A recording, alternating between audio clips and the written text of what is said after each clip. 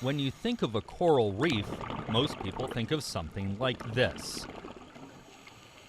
Someday the ocean at the Biosphere 2 may look like that again, but that's not the case right now. If you take a closer look at the Biosphere 2 ocean right now, it kind of looks like what we think reefs might look like in the future. The algae-covered rocks, a sign of an unhealthy system, were not an accident at Biosphere 2, however. The most remarkable experiment ever done at the Biosphere was when the CO2 concentration inside the Biosphere was ramped up to about 400 ppm. This was about 25 years ago when the concentration of CO2 in our atmosphere was about 360. And it was clearly shown that at 400 ppm, the ocean acidified, the corals just all died.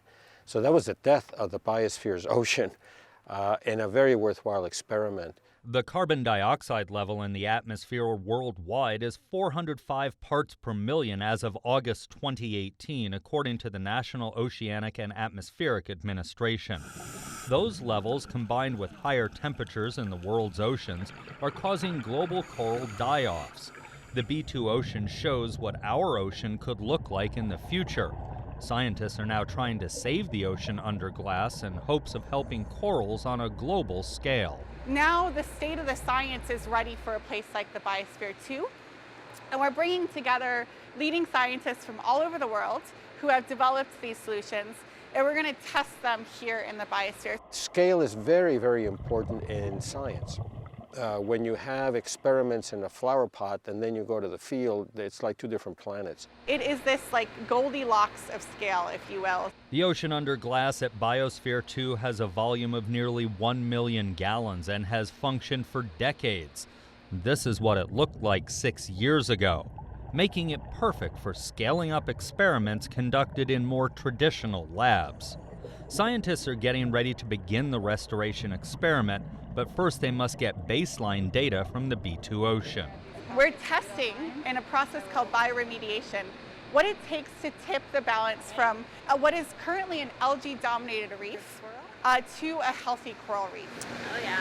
Beautiful. That bioremediation starts now, tied to Earth Month celebrations. We're adding organisms into this system that will help us eat the algae that we have in here right now, with the idea that these animals that we're going to be adding will be a part of the community that we're establishing in this ocean. Everything that goes into the ocean at B2 must have a purpose. So for example, the emerald crabs that we're adding, they are amazing algae eaters. We have them in the tank right next to me here, and they eat algae so quickly. So we know that they're going to be great additions to our system because they'll help us in this initial phase. They'll help us with the eating of the algae, but they also aren't a threat to the corals, and they aren't going to impact the community in a large way when we put other things in here. So they'll be able to live in harmony with the other organisms that we plan to put in the system. The science team is working carefully to determine what will work best, right down to what corals they plan to add. All right. We'll probably start with some corals from our partners that they're growing in their labs right now as a phase one, but eventually we'll be identifying the species that we want to target from the natural systems. We have the opportunity to actually put corals together that aren't naturally together in a natural ecosystem, and see how they react to each other. How does their microbiome change? Algae takes over reefs in the real ocean when certain animals disappear due to changes in the environment or overfishing. So the bioremediation has real-world applications. Scientists hope to have the first corals in the B2 system within a year.